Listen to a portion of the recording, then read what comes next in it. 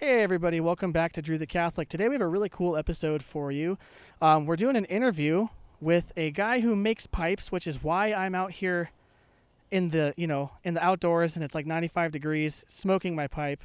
I have Kadesh Swanson from Catholic Pipes on, and he's also a pipe maker. He makes really amazing artisan pipes that are just beautiful. I wish I had one right here. This is just my Peterson system pipe, but we'll go ahead and bring him on. Kadesh, how's it going, man? It's going good, Drew. Thanks for having me on. Really excited Yeah, about this. my pleasure, man. I saw your channel pop up, and I was like, the Catholic pipes. I those are two things. Obviously, I'm a Catholic. I smoke a pipe. I have to subscribe and watch your content. Then I realized I was already following you on Instagram for your pipe making. I don't know where if I found you from like a pipe smoking website or something, but I had already somehow found your Instagram page. So that was kind of funny. But you make beautiful work, man. Your pipes are amazing. Oh, thanks so much. It's 10 years in the craft, about a decade of experience, and it's been a fun journey. It's something that, as you can kind of imagine, and the listeners too, it's something that you just kind of fall into it. Nobody goes out there really wanting to be a pipe maker, and if you do, 9 out of 10 times you don't really realize that there's a thriving community of pipe makers and pipe Right. smokers out there. I saw an explosion on YouTube of pipe making videos after Lord of the Rings came out, where people taking branches off trees and drilling holes in them in woods that you're questionable to smoke out of. Mm-hmm. So it's like, Oh yeah. okay. But yeah, no, there's a thriving community out there, and yeah, it's been great. It's been really fun I feel like so far. the YouTube pipe community has really taken off. Like I don't know about you, but I learned how to smoke a pipe from the Mutton Chop Piper. I don't know if you're familiar. Have you seen that guy's videos? I've heard familiar. Yeah, yeah. And then there's a bunch of people just making pipe content, and of course getting demonetized and stuff because YouTube hates tobacco, and there's that whole thing. But it seems like it's a really good group of guys. Everyone that smokes a pipe, it seems to me, tends to be a little more philosophical and reflective in nature, and so people like that just get along naturally. So here, show off your pipe that you have and tell us what you're smoking today.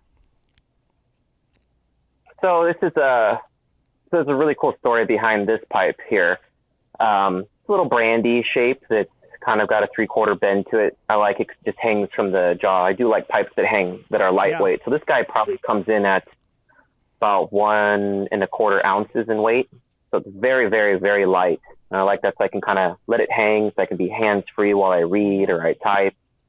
But this is made by a pipe making duo called J&J Pipes. Now, they split up 5 6 years ago. One of the J's wanted to go do his own thing, and then the other one, named Jared, he stuck around and still makes pipes now underneath his own brand, Jared Coles. Now, they made a video about them as pipe makers, and I remember seeing that video, and it just sparked something inside of me, and that was the genesis of my journey into becoming a pipe maker.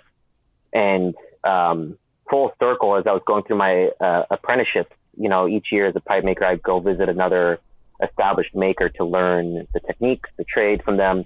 And Jared was one of the guys I got to study with. So it's full circle for me, from his video inspiring me to make pipes, and eventually several years later being able to go to his place in California and study with him for a long weekend.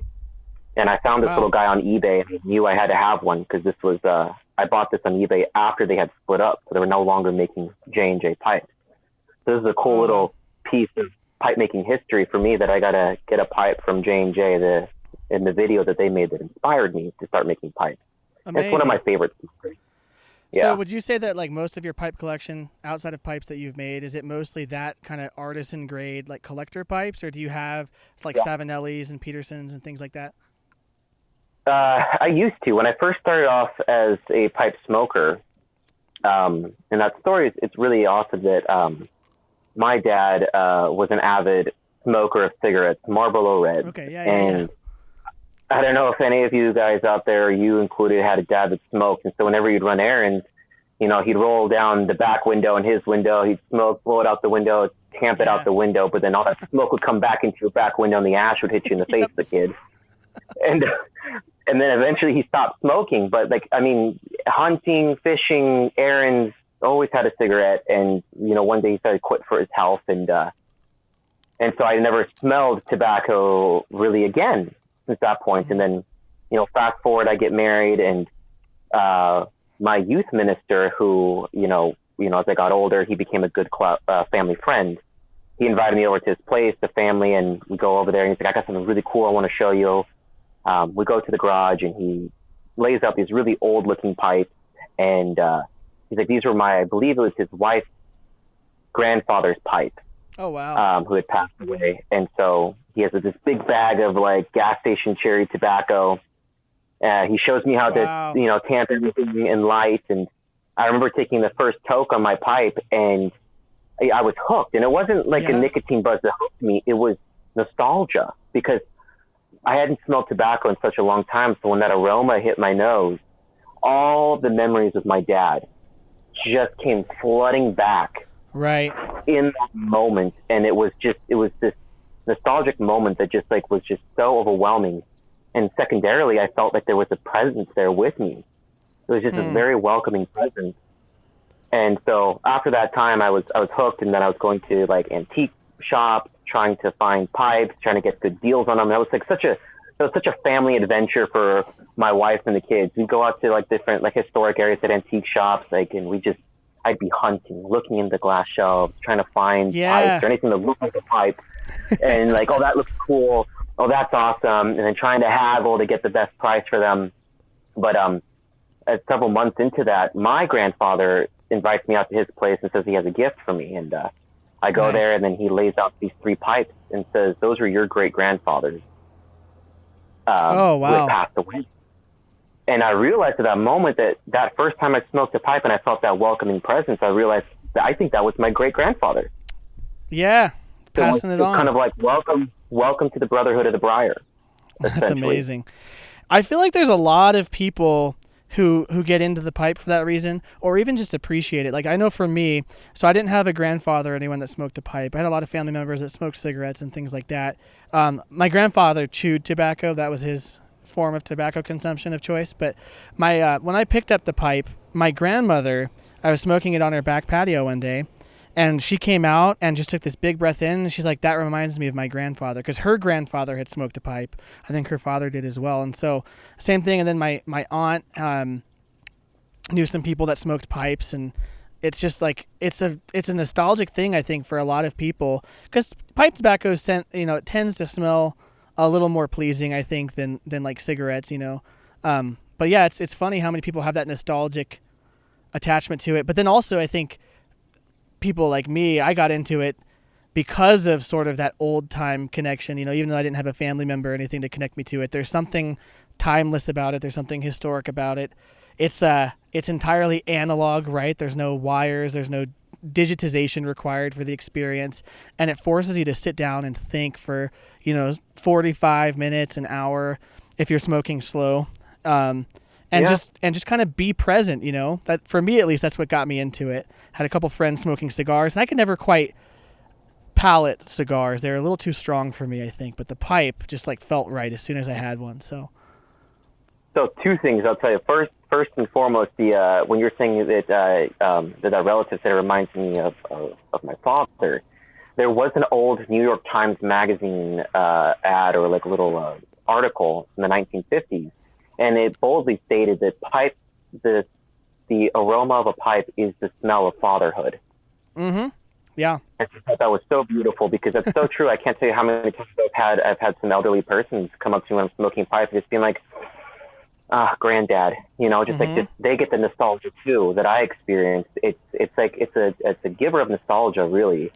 It is, yeah. Now, as far as the cigars and not being able to palate them, I found a really cool trick that's actually a really cool tasting experience.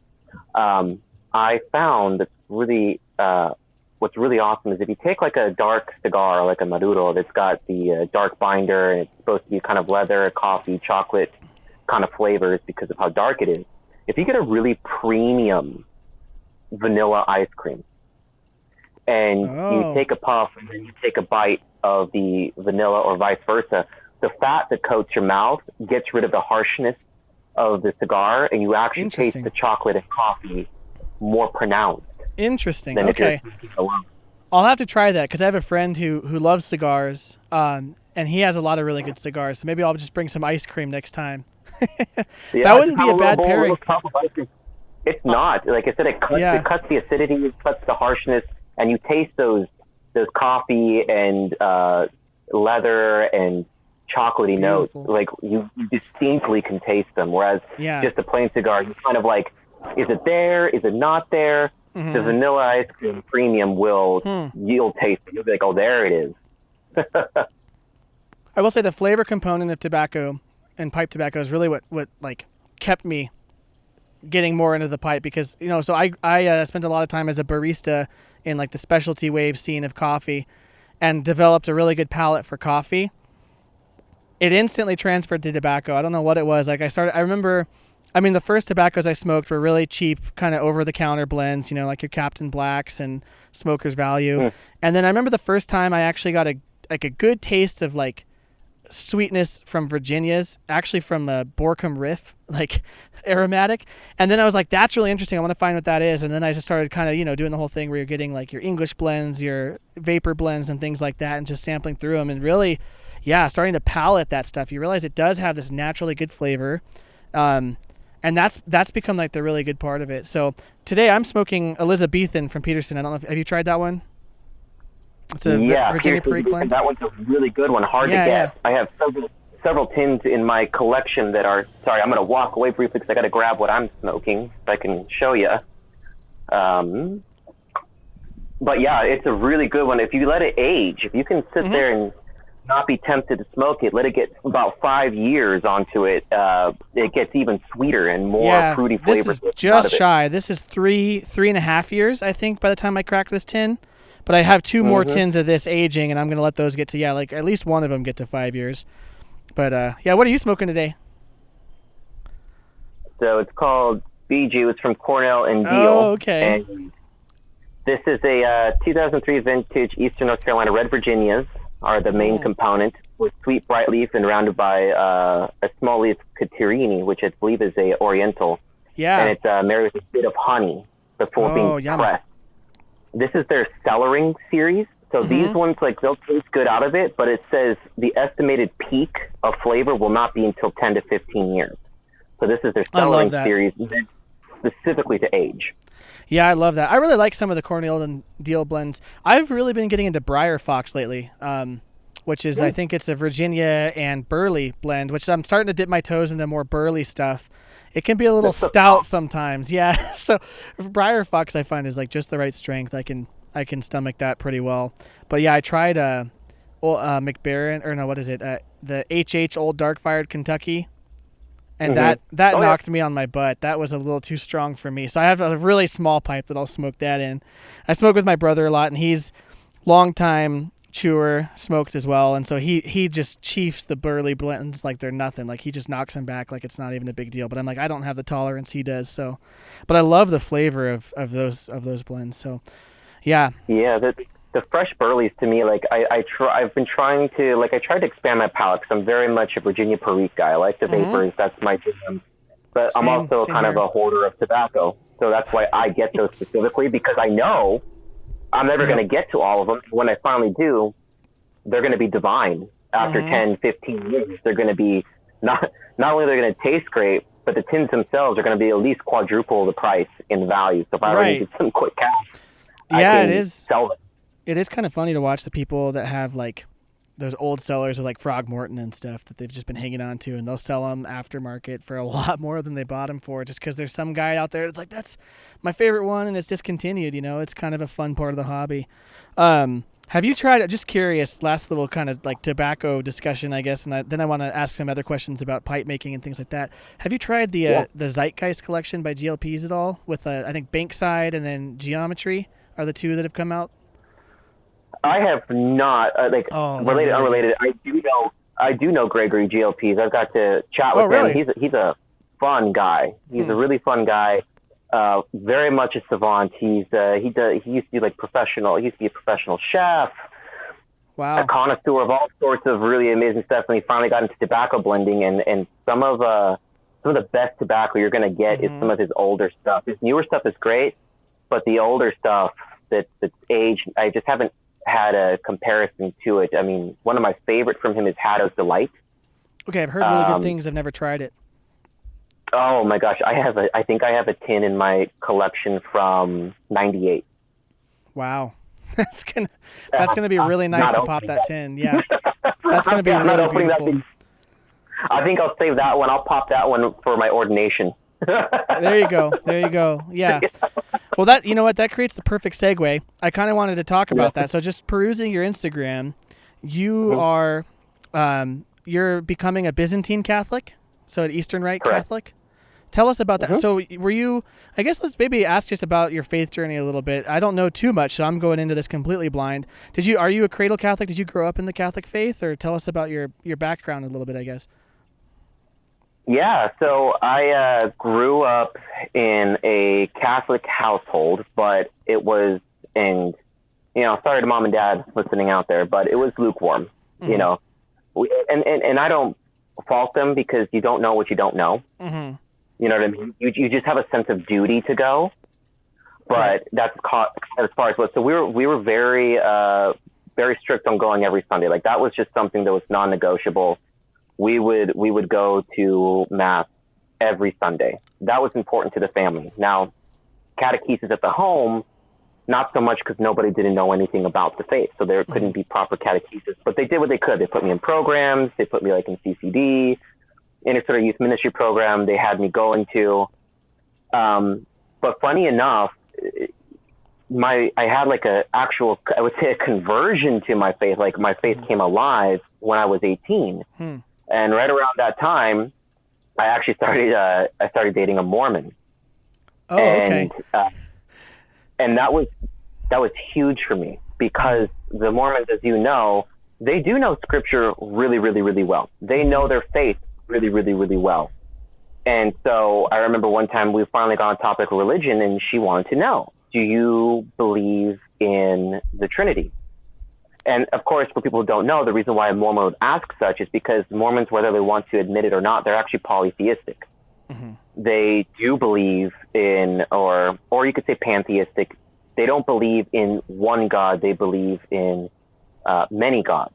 Right. And so, so for her to ask me that was a very direct question, because it was the contrary to her beliefs, because she knew that most other Christians believe in a triune God. I, at 18, had no clue what the Trinity was. As sad as it is to say, I didn't know. I was like, I said, let's not talk about religion. But that question bothered me. And that question really bothered me for some reason, because I was just thinking to myself, if I'm going to be, dating this girl who's like really into her Mormon faith, I should really know something about my own. And her faith actually really helped me, because it provided this contrast point for me. So the first thing I looked up was the Trinity, and I looked it up specifically in contrast to the Mormon belief. And so I started looking at everything that I did. I looked, okay, baptism. Okay, baptism here, baptism in the Catholic Church. Okay. Do they have like the prophets? Prophet here, what's the prophet over here? The Bible, extra books in the Bible. Okay, what does it say about that? And that comparison led me down this rabbit hole to the point where I finally ended up getting into miracles, the incorruptibles of the Catholic Church, the weeping icons, the Eucharistic miracles. And that was what won me over. And not that I was going to leave my faith. I've always had a very strong relationship with God that was just kind of innate ever since I was a child. But now it went from the general overview of I believe in God to now, he has a church. This is where I go, because I'm watching essentially the rules of reality being bent before my eyes, which tells me that the creator who made those rules is bending them in front of my eyes right now. It showed me the supremacy of the creator, in that he's right here manipulating creation right before my eyes. He's turning he's turning bread and wine into actual flesh and blood. These icons are producing this scented oil, and there's nothing is tested. We can't tell where it's coming from. Right. Yeah. And then even looking at the incorruptibles, and me looking at the theology behind that, of showing that when you have an incorruptible, the fact they don't corrupt is showing a triumph over death and decay because of their holiness and being united too. I'm like, I'm watching theology come alive in front of me. And the question was, what other church? Where is this happening? Right. Where is this happening? Nowhere. Yeah, that becomes one of the amazing turning points, I think, in anyone, whether it's, a Catholic coming in to understand their faith deeper, or even someone like myself converting from another tradition. Once you get to the point where you start researching just the history of miracles in the Catholic Church, it's a very deep rabbit hole. And I think when my wife and I started researching Eucharistic miracles, we'd already come to the conclusion, just based on theology and history, that the Eucharist was real, especially the testimony of the Church Fathers. I mean, it's so prolific.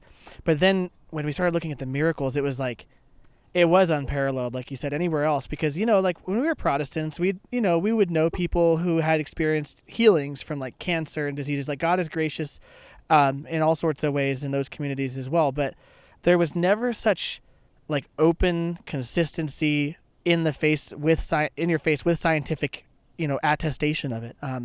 We would see like maybe, this person had a healing or a miracle, or this happened that was semi-miraculous, or this person, maybe somehow intuited like what to say to a person they didn't speak the same language as, like stuff like that. That's all anecdotal. But coming across the Tiber into Catholicism, there's so many well-documented miracles, like you think about the Eucharistic miracles, the incorruptibles, like you said, the Shroud of Turin, another huge one, where it's like, it's almost to the degree where, I mean, you could still just out of skepticism reject the faith because of that. But if you really just put them all together and ask, like, what is the likelihood that all these things happen, and have scientific attestation that they can't explain what it is, but it still happened, at some point you just have to go, okay, this is real. It's really real. It's scary how real it is, and it's just, but it still requires faith, I think, at some point, because even in the face of all of that, people still have to, I think, make a choice of faith to believe it, even though it's presented in such a reasonable way with all of that evidence of miracles. Like, you still have to kind of make that leap of faith, even if the evidence is right in front of you. Like even St. Thomas seeing Jesus still had to like feel his wounds to have full certainty. So it's kind of one of those things. But yeah, that was a big point for us. Especially the Eucharistic miracles are just so undeniable. Like where they're like, it's the same heart tissue from the same, demographic of person, going through the same trauma, same blood type. Either somebody has spent a lot of time manipulating these things with a ton of money to fool the best scientists, or it's real. It just really is what it is. Which seems more reasonable than it being a hoax, because it would have to be such a well executed hoax. Well, I think that people don't realize too, and this is the thing that really kind of it grinds my gears a little bit, is this idea of people not being able to really critically think about these things. That's the thing, is when you sit there, it's like, the moment that Christianity gets brought up, it's just something goes haywire in people's minds the moment Christianity gets brought up. And it's fascinating, because people, like, you say, oh, faith, that's so stupid. It's like, you realize that when you open the door, you have faith that you're not going to get attacked by stolen bees. Mm-hmm. You realize that when you start your car, you have faith that that thing's not going to blow up. Could it? Absolutely, it could. Is the percentage low? Yes, but there's still a percentage that it could happen. You don't realize that there's so many different things. Like when you take a bite of a new food, that you're not going to have a deathly allergic reaction. Like we live on faith every single day, but we take it for granted. And then when something requires faith, it's like, yeah, that's just for the simple minded. It's like, yeah, but that's how we do it every single time. Imagine the person who invented the parachute for the first time and tested it. They certainly had to trust it. Yeah, absolutely. Yeah. But that's the thing, is you have enough, and that's the thing. It's not unreasonable. There's enough evidence for me to believe that this leap of faith is reasonable. It doesn't alleviate faith, but it's enough for me to say it's reasonable to do so. I've done the calculations. I've done the strength of the fabric, the paracords, everything. And if my calculations are correct, and I've done the numbers over and over again, this should hold me. But I'm still scared as hell to jump off this cliff with it. Absolutely. But if my calculations are true and the evidence is there, it should hold me. Yep, you know? exactly. And it's the same thing. It's absolutely the same thing. I mean, it's kind of I've started thinking of it in terms of, it seems as though, I'm totally going to riff on this. We'll see if I make my thoughts come out how I'm thinking of it. It seems as though, just based on the experience we all have of reality, and that, like you said, we have to trust in so many things. But then not even just that, the fact that reality itself is so intelligible.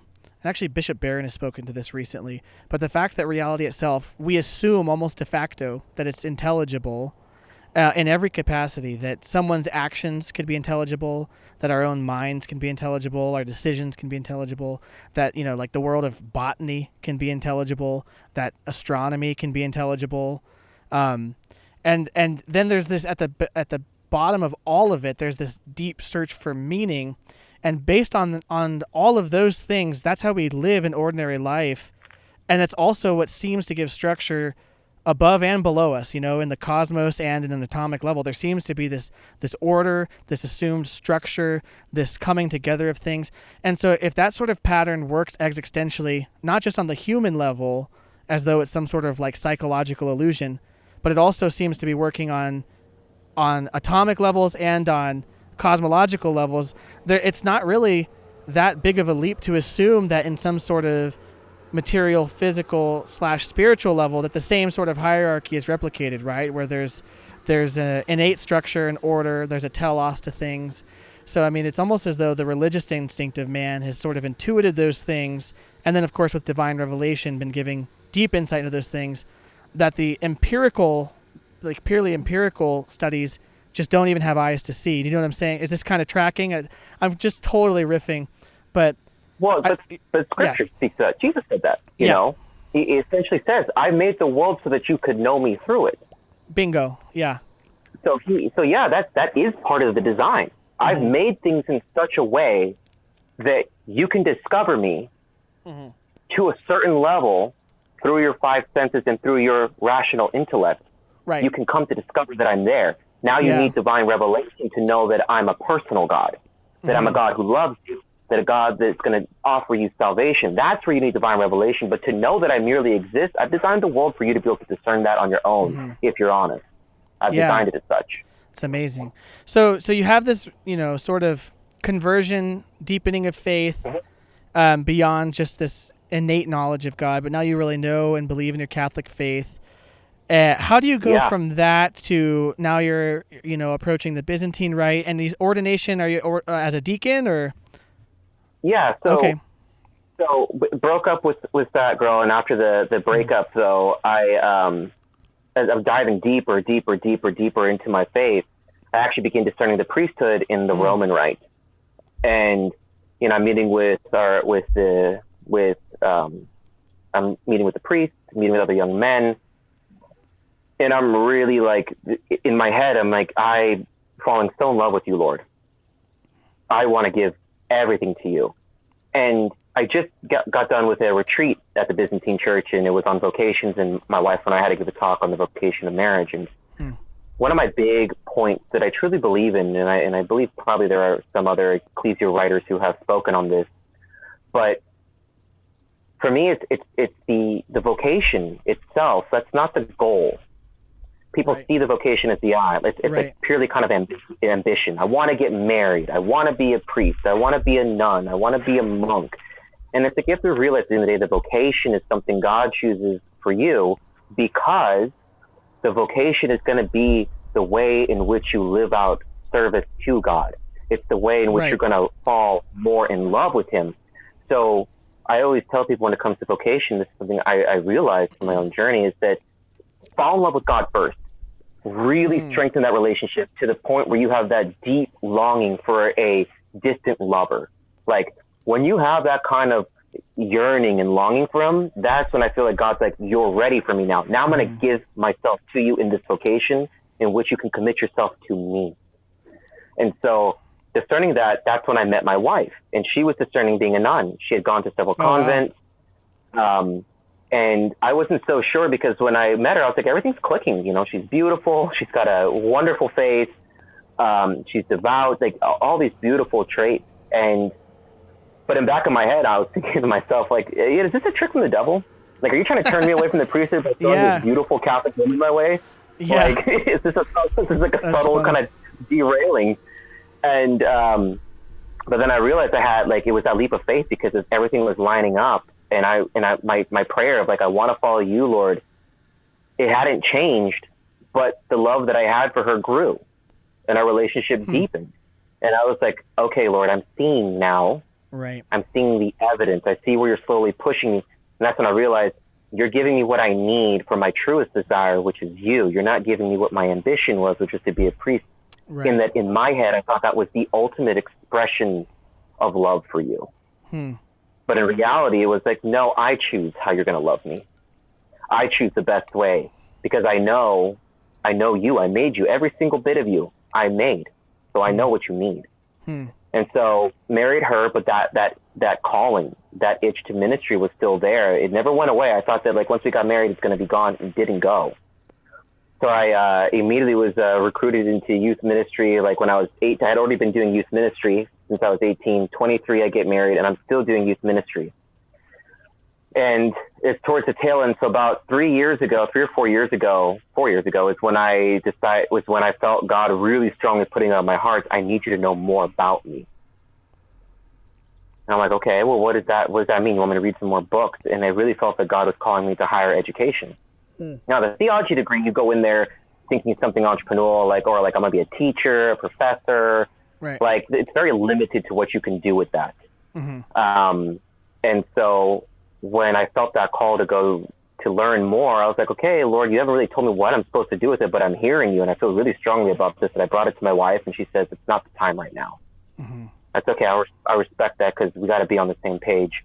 A year later, she comes back to me and she goes, I was in adoration, and the Lord told me to tell you, go for it. Go learn. And so then I got accepted to the Franciscan University, did their MACE program, which was a master's of arts in catechetics and evangelization. So it wasn't their purely like evangelization one. It was the one that was more kind of apologetics in nature, like a complete foundational level of going through like the ecumenical councils, dogmatic theology 1, 2, 3, soteriology, Christology, Trinitarian theology, church history, in the church in the modern world, things like that, where you're really getting into the nuts and bolts. And my faith exploded, but that's also kind of where my transition to the Byzantine church started. I had been before because my wife is canonically Byzantine, but she'd always attended the Roman Rite parish.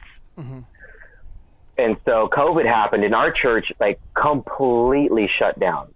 The Archdiocese had a dispensation from having to attend in person, so it was all live streamed, and we didn't go to Mass for a year. Wow. Because there's nothing really available, and it's just kind of like, why am I even going to watch this? Well, if I'm not taking the Eucharist, what is the point? I could probably write a better homily. You know what I mean? Right. It's like, I'm obviously not here for the homily. Right. I'm here for the Eucharist. The homily is a bonus, especially if it's great. But it's the Eucharist, and I can't take it. So why am I even bothering with this?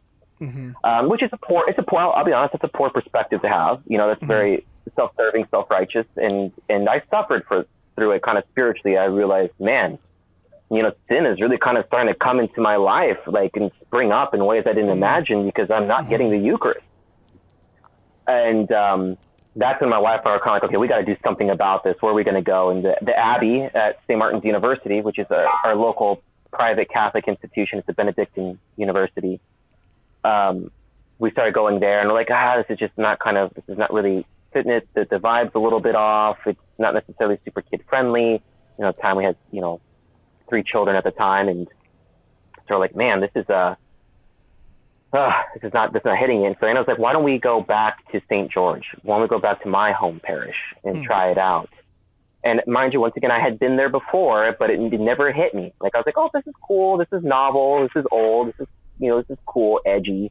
At the time, it's cool. Right. This is edgy, but never went back, never took it seriously. And then it was through my grad studies, and I want to be understood correctly here on this, is that I didn't become super pious, but I think I understood things a little bit better. So when, we hear, our God is an awesome God, like the song, or you hear that phrase thrown out there, I started to really realize, no, you are awesome. You are worthy of all awe. Yeah. Like, I'm learning about you, the uncreated creator, the first mover, the source of the cosmos, like out, like the level of like, holy cow. Yeah. This is way more than I ever imagined. And so for me, like having our home parish in the Roman Rite kind of, it just, the liturgy wasn't matching what I was thinking. This is like, I wasn't becoming a rad trad or anything like that. And I'm not trying to be uber pious, because I realized there's a level of discipline that's required. Even if you're in a place that's not necessarily reverent, you still have a duty to attend. And so for us, though, it was combined with a lot of other things that were going on, where we started experiencing a lot of spiritual attack. Like it was random. I've been doing ministry at that church for 10 plus years, no issues, clean record. And then we had some new parishioners came in that were looking for trouble, put a target on my wife and I back, and all of a sudden we ended up like in the midst of a bunch of just kind of like, oh, he said this, she said this, and we're like, where is this even coming from? Thankfully we did have a good priest who gave the sacraments to all of our children, who I collaborated with in youth ministry, that, when he heard the stuff that was going on, he did his best to put his foot down and been like, okay, we're not even going to take this remotely seriously. Like, I know this guy, I can vouch for him, and this seems so out of character. And, where, like, this is just you guys saying this. You guys are the new ones here. I don't know you. Right. But I know this gentleman. And so thankfully we ended up, feeling kind of pushed out a little bit, and we ended up going back to St. George. And it wasn't that like we moved away from our parish because, we felt, butthurt or like, oh, screw you guys. It was like, we really felt the Holy Spirit kind of pulling us and pushing us in a different direction. And that my home parish, it did its job. Like, it helped me through my formative years. But I think as I started maturing through my faith, I needed something more. Yeah. Like with St. Paul, like you were given milk at one point. Now it's time for meat. Solid food. Yeah. Solid food. And now it's like I didn't realize my spiritual appetite was craving the solid food. And so when we went back to St. George, and I went in with this new knowledge that I had acquired, and I went in there, all of a sudden my eyes were opened, and I felt like Prince Vladimir, the hero of the Russian Orthodox of that branch, because with his story, for those of you who don't know, he was the prince and king, and this is before like Russia was Russia, and his lineage prior to him, I think it was his great grandmother was a devout Christian, his mother wasn't so much. And then when he comes to power, he's sitting there thinking, okay, I want to be a good ruler. And I know that as part of being a good ruler, I have to unify the people. All right. So if I got to unify the people, what's the easiest way to do this? And he's like, religion, a unified religion. There's so many pagan sects all around. Everyone's worshiping different gods. And I think to him, it didn't bother him so much, but he's just kind of like, we just need uniformity here. Right. So he sent representatives through the major religions to come to him to pitch their religion. You had Orthodoxy, you have like all these other Judaism, that all these people come, and he's like, none of them are really appealing to me. Goes to the council, to the elders for guidance. What do I do? I'm struggling here. So I need to know, what do I do? And somebody said, here's what you do.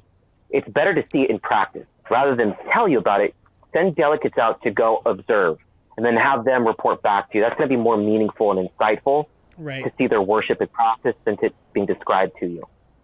Send them all out. They all come back one by one. Nope. Then the one that went to the Orthodox Church comes back and says, Prince, this is it. I stepped into the chapel and I did not know if I was in heaven or on earth. I couldn't tell.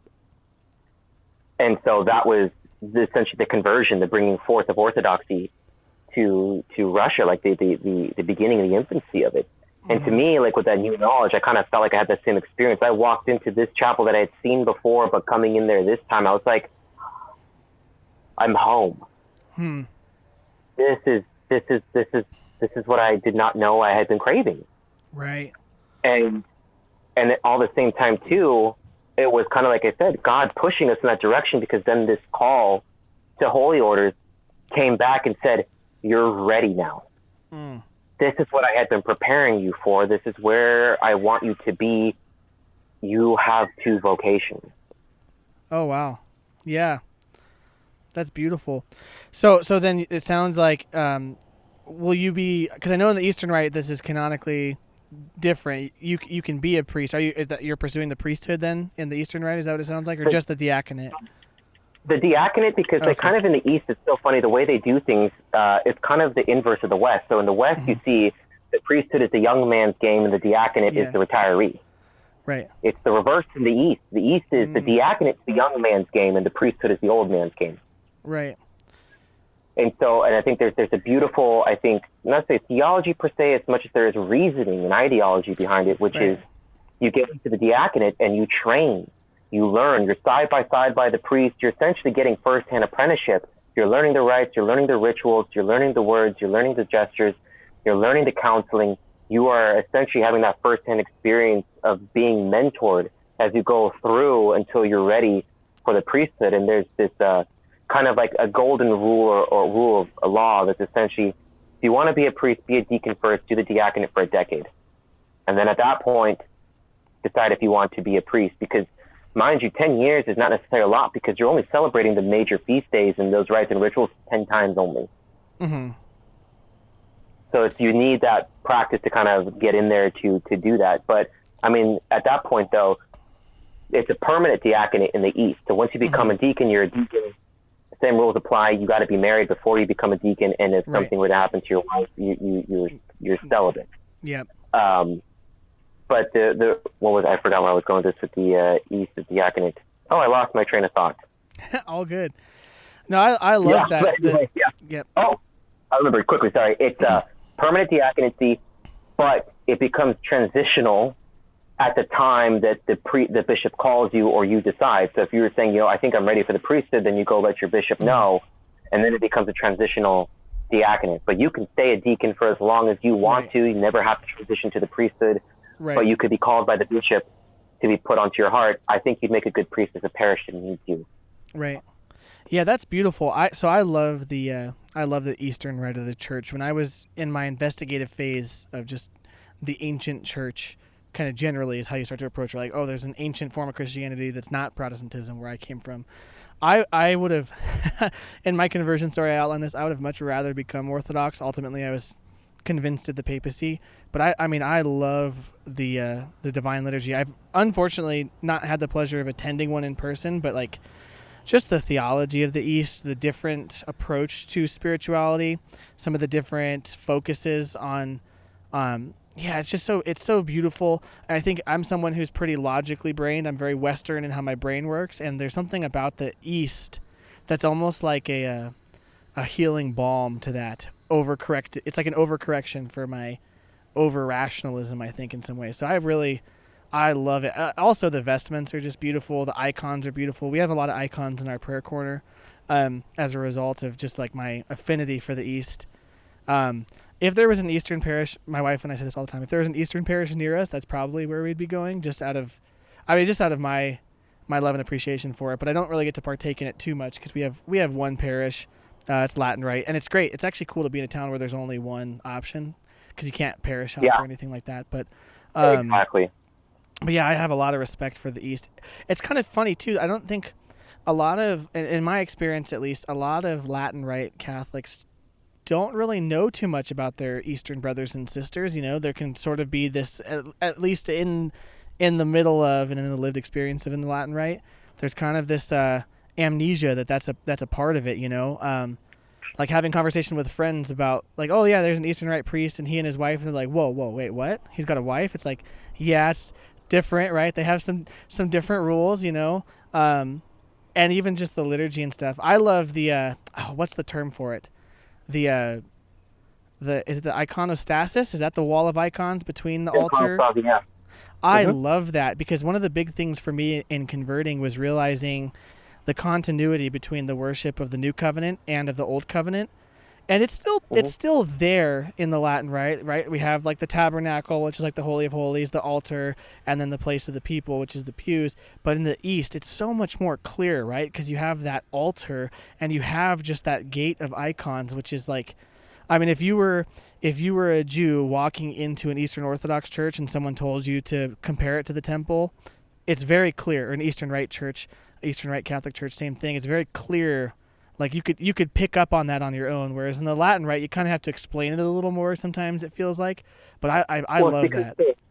the two come from two different perspectives. So Mm-hmm. what you see kind of in the Latin is there's just more of kind of an emphasis on Passover, Mm, and in the East there's more of an emphasis on temple worship. mm, mm. So that's what you're seeing is yes, Yeah. because they stem from two different things. I mean, like if you look at like Scott Hahn and the fourth cup, where you Right. read this, that's very much Western theology, but it's very Passover kind of heavy, focusing in on Right. that. Whereas when you look at the East, like I said, they're more focused in on the temple worship itself, though Right. they share theologies and both kind of illuminate one or the other because they both Yeah. are true. Right. They're both present, but yeah, you're right. One emphasizes one more than the other. That's an interesting way to think about it too. Yeah. It's kind of like it's like Pope John Paul II said, the church needs to breathe with both lungs. We have so much to learn from each other. I think that's beautiful. And Wow, even that's what you said, yeah. I could go and talk about something that what you're talking about, like it's the healing balm, the East. It's the way that I even look at it is I look at the West as the brain, and I look at the East as the heart. So still both Yeah, that's really very good. much needing each other because this Right. is it was something about political leaders talking. If you think too logical, then you end up like China with the one child rule. Mm-hmm. And then if you end up with too much of your heart, then all sorts of things will run amok for the sake of being inclusive or not hurting feelings. If Sure. you want to make good decisions, you have to connect the mind to the heart so there's a sense of rationality and Mm-hmm. compassion. The same thing within the church. You need the academic powerhouse and logicality of the West, but you also need the mysticism and you need the reverence of the East. That Mm. at the point it's kind of like, yes, we get it. We can logically explain transubstantiation, all this stuff, but we're at this point where we just need to be in awe of it. Bingo. And the Yeah. doors really symbolize that because when they do the invocation of the Holy Spirit, they close it because they want you to remember that this is a mystery, that it's Mm. veiled. But when they close the doors during consecration, it's because they want you to understand that it's still a mystery. And the beautiful part, too, there's so much symbology. On the royal doors, you actually see the two icons at our church of the Annunciation. Oh, And so when the beautiful. doors open up, it's for the word coming out to you. It's that womb. It's everything that's opening up for the word to come out to you, for the gift of the sacrifice Yeah, of the that's altar to come amazing. for you, remembering that it comes from the blessed Theotokos that comes out. Yeah, that's beautiful. That's so important too that those things can be caught just from participating in the liturgy. There's so much. It's why liturgical excellence is so important. Whether it's a Latin mass or a beautifully done Novus Ordo or a divine liturgy.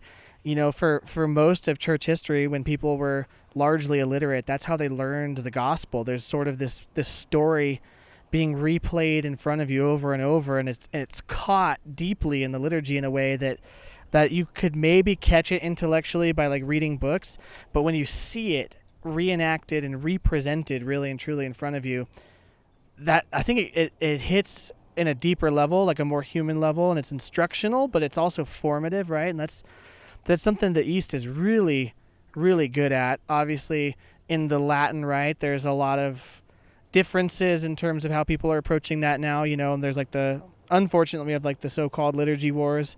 But yeah, it's so important to have that because as human creatures, that where like you said, where the head and the heart meet, where the studious mind meets the more of the realist, like all of that happens in the liturgy, right? We're seeing not just symbols or cute rituals. We're seeing an actual means of which we participate in the worship of heaven and in the grand story of creation and redemption and all of that.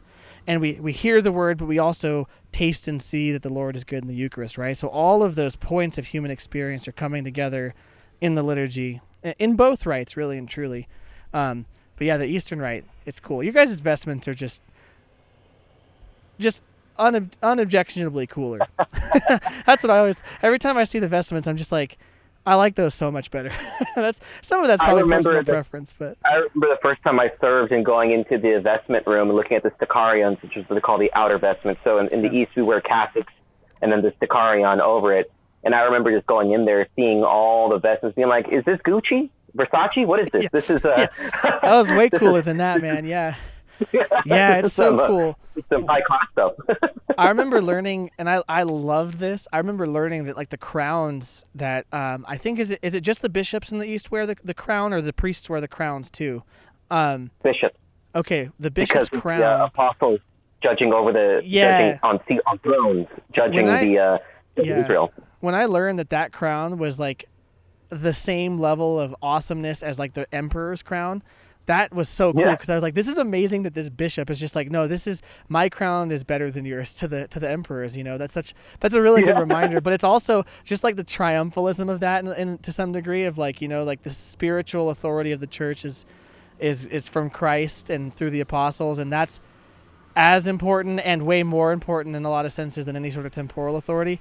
I just like the image of like when I was reading the early church and seeing that and going, these guys are wearing royal robes when they celebrate the liturgy. That's way cool, because it sets your mind straight with what's really important, and then nowadays that ancientness, I think, is a really good evangelistic tool, because at least from my perspective, coming from like an evangelical non-denominational church that just felt like a rock concert, had a cool website, and your youth pastor was dressed just like Justin Bieber would, it felt the same as what culture could give us, with Jesus sort of like pintailed on the back. Whereas the like liturgy, like the dude's in a cassock, he's got all these vestments on, if it's the bishop in the Eastern Rite, he's got a crown.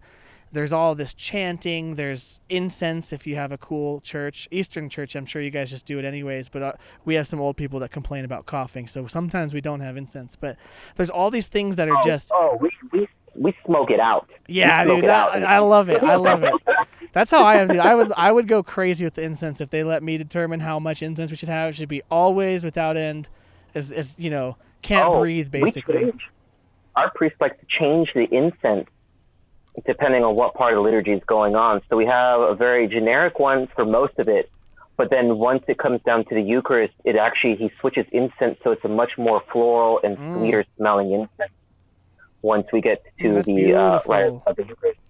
That's beautiful. I love that. Well, and see, it's like all these things in the modern world, there's no space like that. Like, we don't have a category for that anymore. We've kind of stripped ourselves of the category of sacred, of divine. And so all of the spaces of the modern world are purely utilitarian, and they're either for your pleasure or they're for business, right? There is no third space, and that third space is so important. And it's only in the liturgy that I think that space comes alive. So I think that, at least I think of evangelism in the modern world a lot, and that's a big focus of mine. I think that like doubling down on the ancientness and the beauty and the otherness of the liturgy is going to be a plus. It's going to be a thing that draws people, because it's, as we enter sort of crazier and crazier postmodern times, and there's this deconstruction of meaning in people's lives, there's something inherently meaningful about seeing the liturgy in any form. And I think people, just upon seeing it, go, this is different. So like with my mom became Catholic a little over a year ago, and she, growing up, we kind of were non-denom, go on Christmas, Easter. For her, she like believed there was a God, very loose sort of affiliation with Christianity, just culturally. Never really took it seriously. And when I was taking Christianity seriously as an evangelical, she would come to church, like if times were hard or if there was something that made her want to go, but it never quite stuck. And then I took her to an Easter Vigil Mass once when we had just become Catholic, because we were very much trying to like not be forceful or, like Bible bash people on the other side of Catholicism. And she came to Easter Vigil once and was just blown away by it. And I was like, what was different? She's like, I don't know how to explain it, but there was something different about that space and about that liturgy and about everything that was being said and done. And it was a type of experience I've never had. And I think that's going to be really important. Something the East does really well is that mysticism you're talking about. Since we've tried to demystify everything, culturally speaking, when people encounter that and they've never had something mystical to deconstruct, I think there's some sort of encounter with that, it just makes them open to it in a way. You know what I'm saying? It's so other, it's so foreign that it's attractive for that reason. It's because you can't deconstruct a mystical experience. You know what I mean? Yeah, exactly. Yeah, right. In a very legalistic, most people take a look at it from like a legalistic perspective. It's hierarchy, it's rules, and so then that's where you can deconstruct because there's something objective and tangible you can grab onto and say, get rid of that. I don't think it means that. Whereas with a mystical experience, you're like, it's so transcendental. You're like, I don't even know where to begin with this. All I can do is just meditate on what I just felt and experienced, because there's no way for me to deconstruct that. I can only accept that something otherworldly just happened to me. Unrelated, do you have a chalk key on your hand? Is that a chalk key that was on your hand? I think I saw on your hand.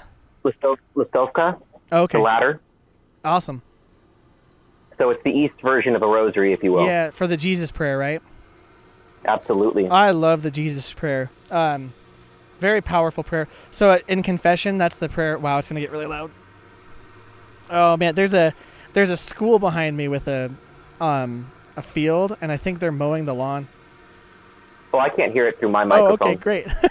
Good. Yeah. The noise cancellation on the Shure mic is really good. It's so loud.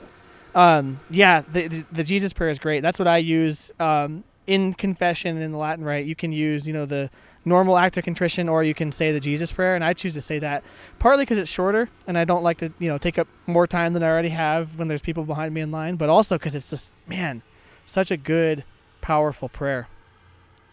And for those out there listening, the Jesus prayer is simply, Lord Jesus Christ, Son of God, have mercy on me, a sinner. And you can add a little bit more to it, but when you really analyze those words, you realize just how succinct and how profound it is.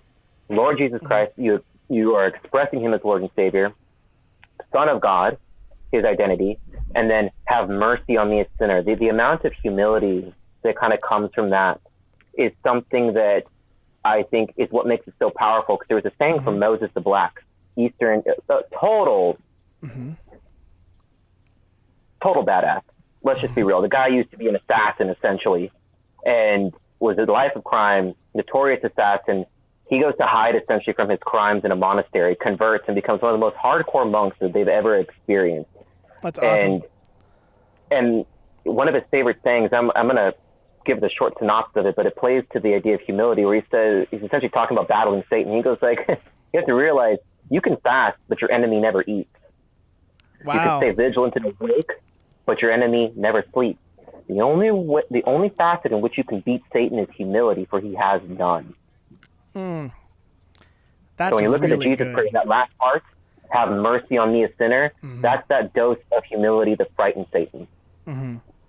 That's beautiful, Kadesh. I think something you had mentioned earlier, and it's kind of speaking to things I've been reflecting on a lot.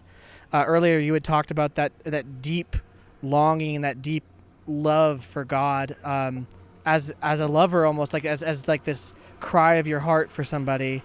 And then what you just said there, that deep humility. I think that those are the two components to having a vibrant faith. I think a lot of times, and I've been noticing this just in my own life and in my friends and even on the Catholic internet sphere, there's sort of this temptation to say, if we have this amount of disciplines that we do faithfully, or if we have this much knowledge about the faith and we express it rigorously, then that's what makes us good Catholics, which is good. Like, it's good to have devotions. It's good to have a good prayer life. It's good to know your stuff, but it can almost be a way sometimes, I think, that people try to make sure they're a good Catholic. Like, if I say the rosary 3 times a day and I do all this prayer and fasting, it's almost your way of owning it, of taking hold of it. But what I've realized in my reading of the saints, and it sounds like this is true for Moses the Black, and I'd love to get your thoughts on this. What I see in the saints is almost the opposite approach. They're not approaching a really devout and disciplined life, and even a really strict life, as a means to being a good Catholic. They're doing it out of this desperation, almost, right? That it's not as though, I'm doing all of this prayer and all of this fasting because it makes me stronger, but it's rather that without it, I'm so weak that I need it. Like, I would wither away into sin without it. So it's not out of strength or pride or magnanimity even that we take on those disciplines, we take on the faith, and we enact it in our life. It almost has to come from a sense of deep awe and love of God, but almost desperation for him. Does that make sense? Do you understand what I'm saying? That it's like it's Absolutely. reversed of what we would think, right? It is, and that's the thing that I noticed is that when you were talking about, the first thing that comes to me is they're really embodying, let the children come on to me because nobody gets into the kingdom of heaven unless you're like a child. That's what it is. They embody children of God in the truest and most literal sense because they realize, like a child, you have to feed me. Right. You have to change me. I'm absolutely helpless without you. Yep. And it's in that love and that recognition that everything else follows. Action follows belief. Mm-hmm. And so they truly believe. They truly understand. In that last video that I just did, Christianity is Tough, I pointed that out, that there was a quote that I had heard where it said, some things would choose death and torture than to have anything to do with sin. Yeah. And that was another part of the deepening of my faith journey, to be like, what are they getting that I'm not? I'm missing something because I am just engaging in sin so willfully. And these people are saying, no way, cut me into pieces, throw me into fires. I want nothing to do with that. And I'm like, I am in some trouble. Right. But then I realized it's love. And I'm scared at times to fall out in love with God because I'm like, what are you going to do to me? And then I have to realize nothing. You're going to love me more. Mm-hmm. You're not going to hurt me. He's going to make you a little weird as far as the world goes. I feel like the more in love with God I fall, I get really weird. I get a lot weirder as a person. But, I mean, really what it is I'm becoming fully who he has created me to be, which is way better than any security I could have in, having millions of dollars or having a persona I put out there that people like. But, like, yeah, the more in love with God I fall, I definitely get a little weirder as far as, like, the world would think. But so much more peace-filled. So much, it's exactly like you said. It's like the peace of a child. Like when you said that, I was thinking of my daughter. Like when she wants a snack, she acts as though if she doesn't get that snack, she's dying. And it's exactly what you said. She's fully dependent on me to give it to her, right? And so that desperation is, it's beautiful. It truly is, and that's kind of the big thing. And St. Augustine had a quote that I love, that I think it was the Confessions. It might have been another one of his catechesis books on Scripture, and I think it was the one on Scripture.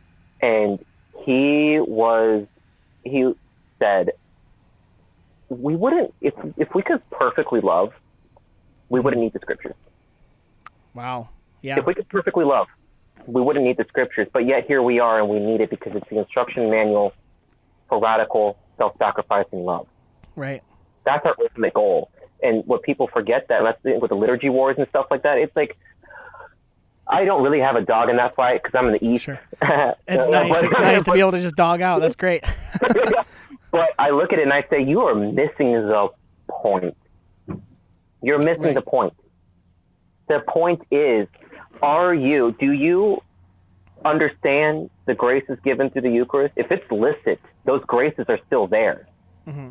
Do you realize that's supposed to give you the power to unify the body of Christ? So that's there so you can make recompense with your brothers and sisters that you may have offended, who have offended you. Mm-hmm. You ascend. When we look at the liturgy, and people forget this because it's not a liturgy problem, it's a catechesis problem. Right. It's a problem that comes from the bishops and the priests. That's what it is. Like, you see the abuses? That's not Vatican II's fault. The priests and bishops should know better. They went through seminary. They've been in these positions for how long? And they don't know any better? It's not the ecumenical councils. This is pride, ego, and lack of discipline on the leadership. That's what it is, flat out bottom line. Mm-hmm. Now, but when it comes to the liturgy itself, it's how you cannot will something if you don't know what it is that you're willing. So if you don't know what the Eucharist is supposed to do to you, if you don't know what's happening during liturgy, how can you get the most out of it? How can you cooperate with those graces if you have no clue you're being given them? Like when we look at the liturgy, there's the upward and downward movement. This is of all sacrifice. You have the participants of the sacrifice to provide something for the altar. That's them moving it up in the hope that the God or the deity is going to then bring something back down to them. That is the mechanism of sacrifice. And it is really, truly happening during the Mass during liturgy that two bodies, it's the one body of Christ in two forms to get offered up. Mm-hmm. You have the species of bread and wine, but then the mystical body of the participants in the sacrifice as the body. Right. Both ascend up to God, and they become transformed and brought back down, radically changed. Right. You have to be knowledgeable of that to be able to participate in that truly what's going on. We go up into heaven, and then we're brought back down, transformed, and then told to go out into the world, to help heal the body, to bring light.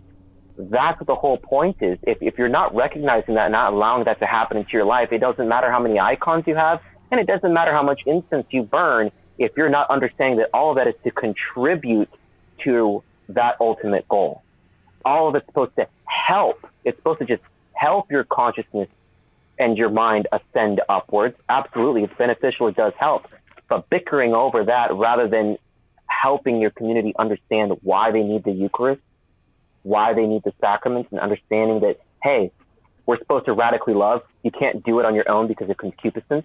But beautiful, the Lord provided a church in which he gives you the ordinary means of the sacraments and mysteries to get that grace to do what he's commanding you to do, a seemingly impossible task in which you need divine help to do. That's great. Yeah, that's beautiful.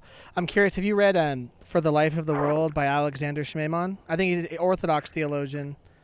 I've heard of his name and I've read that book. Oh, it's so good. I read it when I was an Anglican. One of my professors, that was the reason I became Anglican, was because of this professor who's an Anglican priest. He recommended that book, partly as a challenge to the people in our class who were like Calvinists and Baptists that had no sort of sacramental view, but also because he's an Anglican and he was a pretty high church Anglican priest. But that was a fundamental shift, because in that book he basically, I mean, the movements of the book is he talks about how the Lord gave us the whole world for food in the creation, and everything is a means of communicating his love through us by providing for us in an ordinary means. But then in the liturgy, it becomes that in the extraordinary means, that he takes what is an ordinary means of provision, the elements and us, and then they are transported, like you said, they're raised up into heaven and then transformed and then come back down for the sake of bringing that nourishment to the rest of the creation. And so, just in the same way that we need physical nourishment, and then we go from a meal out into the world to do our work refreshed by,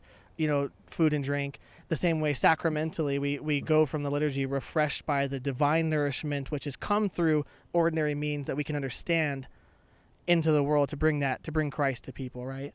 And of course, I mean, lots of other like distinctly Catholic theologians talk about it in the same way. I know Scott Hahn does. I know, I think Benedict does in some of his writings, but that was my first encounter with that idea that what we do on Sundays is not just a political rally around a good sermon. In the Protestant evangelical context, that's really all you have, is a thought-provoking sermon that does something to you. There's charisma, but that actual embodiment and transformation in the heavenly place is so necessary in a way that I would have never thought possible as a non-Catholic. Because, it's like, oh, you go to a good church that has a good sermon, good biblical preaching, and that should do all the transformation. But really, the active nature of the liturgy is the perfect training ground and also the means of grace by which we get what we need to the active mission field that's before us, right? Passively listening to a good sermon is entertaining, and I don't want to discount that it can be transformational. Like a good homily is transformational. But you're receiving, right? You're just sitting. Whereas the liturgy, it puts you into gear. You're standing, you're kneeling. In your guys' case, you're standing, right? Like for you don't, yeah. And that active body posture, even in just like a purely psychological way, but in way more mystical way than that, everything that's happening positions you to go out and be a missionary, right? Be someone who's on mission, who's taking the transformative power of what's happening to you in the liturgies, that you're becoming like Christ, you're becoming unified with him, and to then embody him in so many levels to the world around you, to your neighbors, to your coworkers, to your friends, to your spouse, your children, all of that. Oh, and it's so funny because I actually just came across this scripture yesterday in a little kind of small little Bible study that I had never heard before, and I'm like, that perfectly describes what's going on in life and at the Mass. It was Isaiah 55, where it says the snows and the rains come down from heaven and do not return, to nourish the ground, to bring forth your abundance for you to eat. The seed is provided and the bread for those to eat. So it's essentially kind of like saying, like, it doesn't come back down because the grace, they don't need it. They have it, but they bring it down. So it goes down to us. It doesn't go back up. It comes back down to us, providing sustenance for us, seed for us to be able to then go plant, and bread and nourishment for us along that journey. And that's almost a direct parallel to the parable of the seed sower, because you see this in Isaiah. Rains come down, seed comes down, you get nourishment, you get bread, you get the seed, and you get the grace that comes down. And you're like, oh, great, this is awesome. And then you see Matthew, the parable of the seed sower, that essentially tells you what's going to happen to those seeds. Kind of like, you got them. Right. Don't be discouraged when you throw them out and they don't grow, because here's why. Right. Yeah, it's good. It was a really good pairing of readings this past week. A lot of really good readings. Yeah, the Isaiah one is great. I mean, my word will not return void. And then, of course, we know as Catholics that is the word of God is Scripture, and it's also more than that. Like, Jesus is the Logos, right? He's the Word in the truest sense, through whom all things were created, in whom everything is sustained.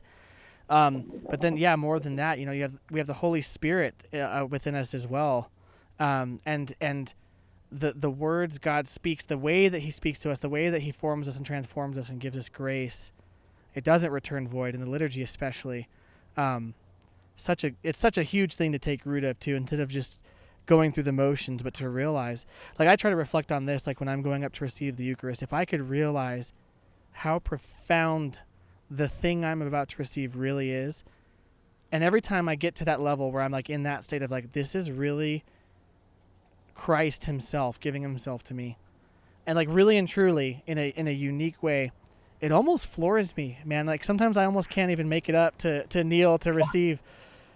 Like if you really like take inventory and not just in your head, but in your heart, meditate on who you're about to receive. There's a reason we pray the prayer of like, Lord, I am not worthy that you should enter under my roof, right? That should floor us, and I think for me, it's really starting to, it's becoming transformative. And then your heart starts to break with Christ as He had to go to Calvary to win the battle against death. As we receive the Eucharist, if you really enter into it, you almost start to enter into that battle with Him and realize, wow, the cost of it, but the love, the power, and all of that. And then, to participate in Christ's sufferings in all the ways that we can. It really just ties all that together in a beautiful way. Man. Some good theology talk. You had one more thought. I'll let your thought on that, and then we can talk about some other stuff. Yeah, no, it's. I think that's just kind of the crux of it all. It's just like I said, it's just really that deep contemplation to just really be in awe, and to not only that, but I would challenge that, not challenge what you're saying, but offer a challenge is to add on to that prayer and that meditation that once you take the Eucharist and you get back to your pew or wherever you are, begin praying for other people that receive the Eucharist. Start praying for them. Lord, transform them. Lord, soften their hearts. Lord, let the seed be planted. Lord, fertilize the seed. And that's one of those prayers that I try to do whenever I'm conscious of it. And it's also a deacon's prayer as well. That when you go out there, that you begin praying for those around you, that you pray for the graces, you pray for them to be able to be awakened, to become spiritually alive. You pray for them as they receive it. Like, Lord, I know what it is. Lord, I am so profoundly affected by it. Please share this with those who are partaking in your mystical supper. Share this with them. Please enliven them, radically transform them. That's beautiful. Those do something. That will do something. The Lord listens. He will listen. He will forgive. You may never know, but those prayers, they echo through eternity, and especially for those around you. And that is the point of the Eucharist, to bring unity to the body, and to contribute to that unity, not just by you partaking of it, but pray for those who are taking it as well, to help continuing that unification of the body. That's a beautiful practice. I'm going to start doing that. All right, everyone listening, let's all start doing that, and then come back and leave a comment with any fruit that comes from that. Because I wholeheartedly believe that you're right. I think that would, the Lord that would be His will for people to be transformed by it. That's why we have it. So that makes sense. I want to talk about some other things. The high theology is really great, and that's like why my podcast exists. That's why your YouTube show exists. Something else you and I have in common that I kind of want to talk about is entrepreneurship to some degree. So you you make pipes and you sell pipes, and that's is that your total living, or is that just a small part of your living, or? So yeah, no, it's so I'm a serial entrepreneur, Oh, and okay, great. yeah, so I'm a serial entrepreneur, and um, it really kind of just starts from this perspective of I've always been fascinated by entrepreneurship, and the funny part was what got me onto it was literally the same Mormon girl that I dated. Nice. Her dad owned his own insurance company, or did industrial insurance, and so prior to that, I always been fascinated by Shark Tank. I'd watch the NBC, Yeah. profiles of like the CEO of Coca-Cola, that Burt's Bees and stuff like that. I'm like, that's great, but they got lucky. That's their time and place. I can't do that. That's just not my story. Well, I was when I was seeing my ex-girlfriend's kind of lifestyle, it was very different. Like my house was kind of high stress. Dad always 24/7, worked 5 days a week, half day on Saturday, had Sunday off, rinse and repeat. Mm-hmm. And it was just like high stress, just working all the time. And I just noticed there was such an easygoing vibe at her house. Like dad would wake up, make her breakfast, drive her to school, pick her up. They dip out to resorts here or there, but they lived in our neighborhood. So it wasn't like super, like you could tell something was like if you're thinking of somebody being like a millionaire making a lot of money, you're thinking mansions, fancy cars. Mm-hmm. He had some nice cars, but at the same time, too, it wasn't out of place for the neighborhood. Mm-hmm. And then she's like, no. And then I finally asked her, what does your dad do? Like, such a radical life difference. And she's like, well, he's very, very wealthy, independently wealthy, and he owns his own company. He's an entrepreneur. Mm-hmm. And then that moment, I was like, it's possible. That was like literally all that I needed. Kind of going back to your thing about life-changing sermons. A sermon could radically change someone's life. Yeah. And that was, for me, it was like that moment, just hearing that was like, it's possible. It's now possible because it's right down the road for me. Mm-hmm. Someone's doing it. And so that kind of started it off. And I think like my journey through entrepreneurship is with pipes, and entrepreneurship is all faith-filled because I feel like all of it's directing me towards something that God's got in store for me. And my mindset, like you, it's not, I don't want to become a millionaire. If it happens, great. Let me give away 99% of my income. Right. But that's not the goal. The goal is where are you pulling me? Mm-hmm. The things that I've experienced, the opportunities that have come my way, you're just kind of like, you're painting a picture right now, but it's like a puzzle that's like, the other way around. Like you can see the pieces coming together, but not until the final piece, and then it gets flipped over. Mm-hmm. Where you're like, oh my gosh, that's the masterpiece that you've been building this whole time. I knew there was something there. But so I did direct sales for a while, like MLM, multi-level marketing, and what happened from there was I learned so many beautiful leadership skills. Like you had like John C. Maxwell crammed into your brain with those things, and it was great though, because it's like they teach you these kind of universal principles. Like if you want to grow in life, you got to look at like your 5 closest best friends, where they are with their income, where they are with their life. If they're here, you can't expect yourself to get above that, because this is what you're feeding yourself. So you always have to be surrounding yourself with people who are above you. And like in the faith world, that's like, don't be hanging around like your friend group being a bunch of lukewarm Catholics and Christians. Right. Look for those who are attaining a certain level of holiness. Cling to them. Find more, and then you'll see that it starts raising the caliber of the person that you are as well. Right. And that was something that I experienced. Like, these are the type of people that really emphasize that, like, even if you don't make a sale, be the type of person that when someone encounters you, they leave enriched. Mm-hmm. They leave feeling like $1 million. They leave feeling like they can go do anything. Mm-hmm. At minimum, be that type of person. Mm-hmm. And they were like, that's also who you attract. Like, if you were a business builder mentality guy and you were gung-ho about building your own little empire, you're going to start attracting those people who want to do the same thing as you. Right. But if you're not at that level, what that's your mindset is, well, you're going to attract other lukewarm people who are going to come in and fizzle out real quick. Right. So you learn those things going through it. And then when I got married, that business kind of died down. We had, experienced the miscarriage, and, you have to be really like gung-ho, uppity with it. And that really just tanked us. When we were recovering from that, our business suffered, and it just kind of fell through, and there was kind of no recovering. And so I went back to the sales force, to the workforce, and it was just a string of job loss after job loss after job loss. And I mean, it was tough, and that's kind of where pipe found me, which was a saving grace. Yeah. You know, I picked up pipe smoking, and buying a pipe made me happy here or there, and I had just got off a job loss, and I had like $30 to my name, and I was on eBay, and I was thinking, it's my last $30. Screw a tank of gas. I'm gonna buy a pipe because that's what I need to help make this burn go away. Yeah. And that's when I discovered the video from the pipe making duo, where they're talking about pipes and just the process, and talking about how when they make a pipe, a piece of them goes out into the world, and that when that person receives it, they know what they're going to do. They're going to be contemplating their life events. They're at a marriage. They're at an interview. They're studying. They're just sitting down and relaxing. Like, this provides something valuable to another person. It's an integral part of the human experience in a good, healthy life, which is relaxation. And to me, I'm like, that's meaningful work. That's what I want to do. And that was the first business that I started, and I did a little GoFundMe, got set up, and I took a corner of my parents' garage, so I would do a little commute to their house, and, you know, for like 4 or 5 hours a day, I'd sit there tinkering around with the materials, not knowing what I'm doing. And that's when I went to a trade show, pipe makers trade show. There's one coming up in Las Vegas, October 18th and 19th, or I believe mid-October, the West Coast Pipe Show, which you should go to. I have to make it's going to be, yeah, take a look. West Coast Pipe Show, come out, and you bring some equipment or whatever to video, but it's going to be really cool. But there's where I was like, okay, I'd made a pipe.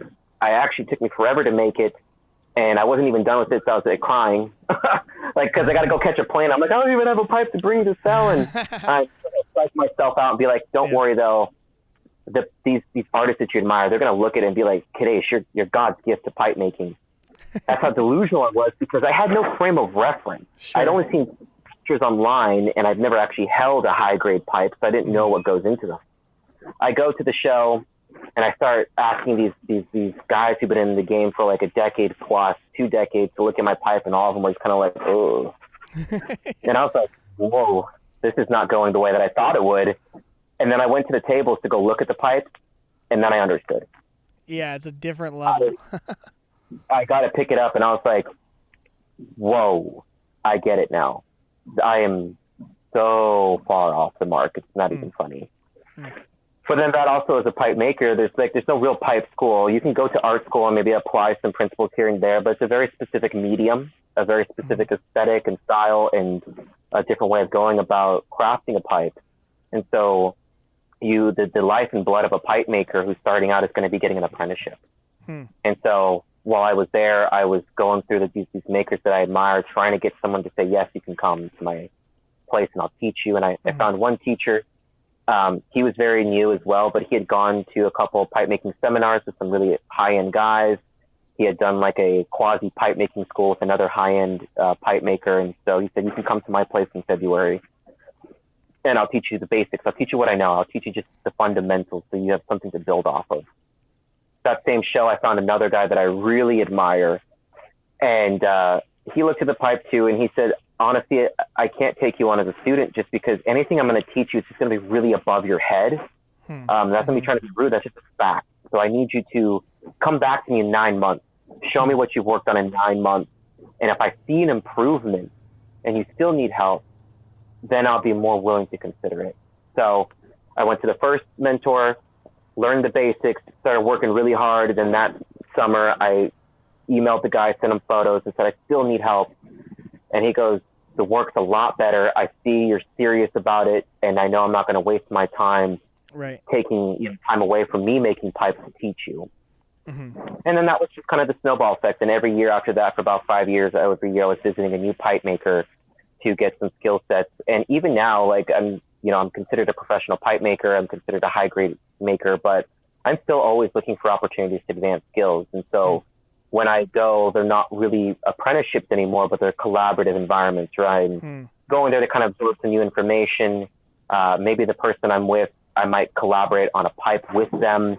But it's more or less kind of you're going in there as professionals now and not necessarily mentor students, but you're going in as friends and craftsmen together, collaborating and sharing what we've experienced, what works, what doesn't work. How did you do that? How did you do this?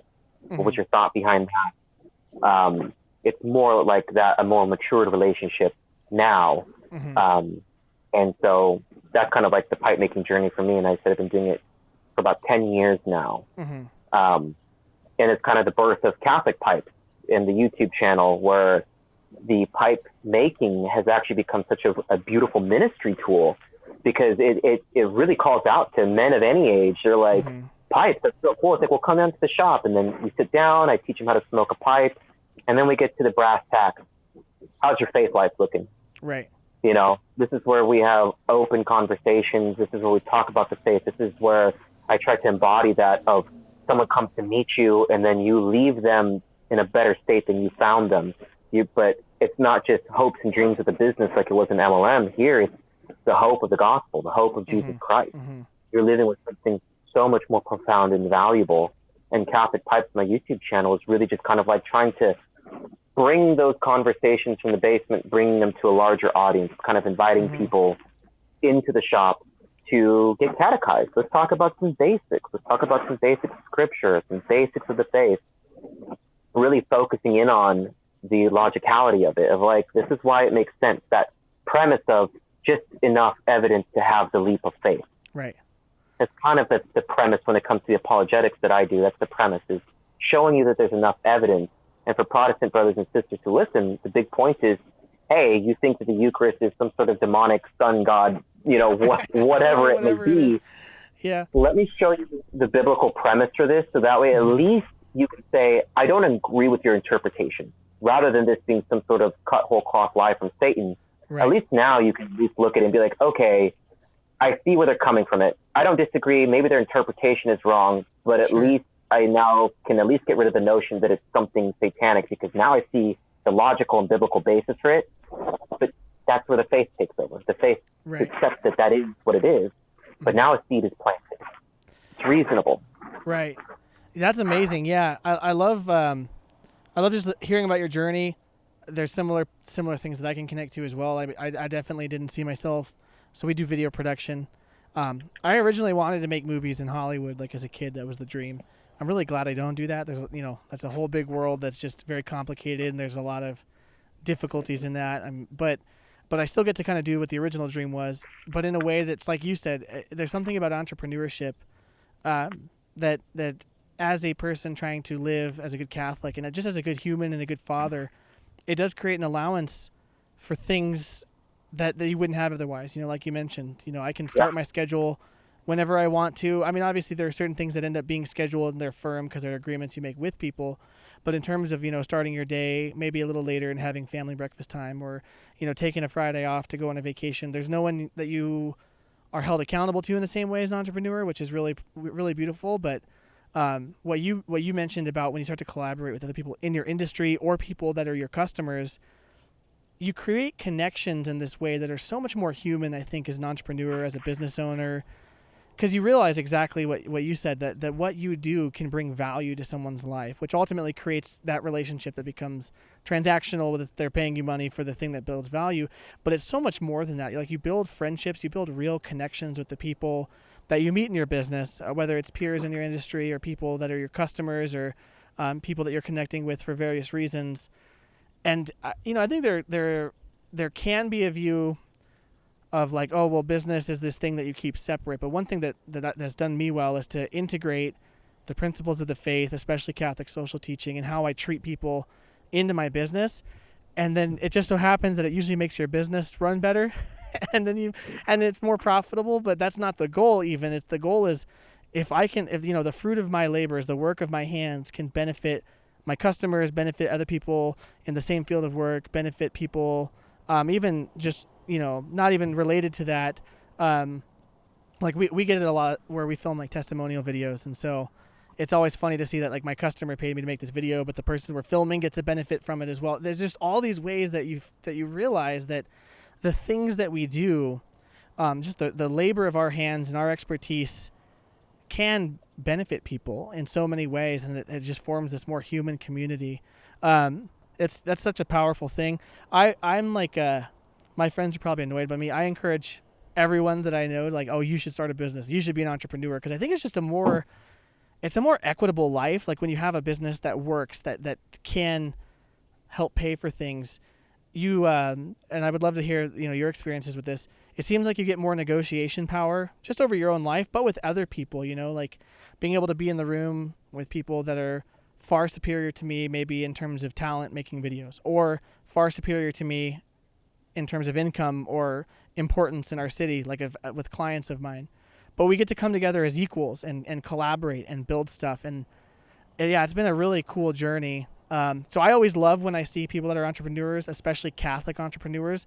I really think it's a good life. And I think one other thing about it too, you're held to such a higher standard of accountability when you own the thing that you're working on. Like when you're kind of punching in the clock, like there's kind of this, not that you should approach it this way, but it's easy to, and I used to do this. It's easy to say, well, here's the bare minimum to not get fired, as opposed to like, when it's your own business, you're like, I don't want to do the bare minimum just to get rehired or get this contract with this client again.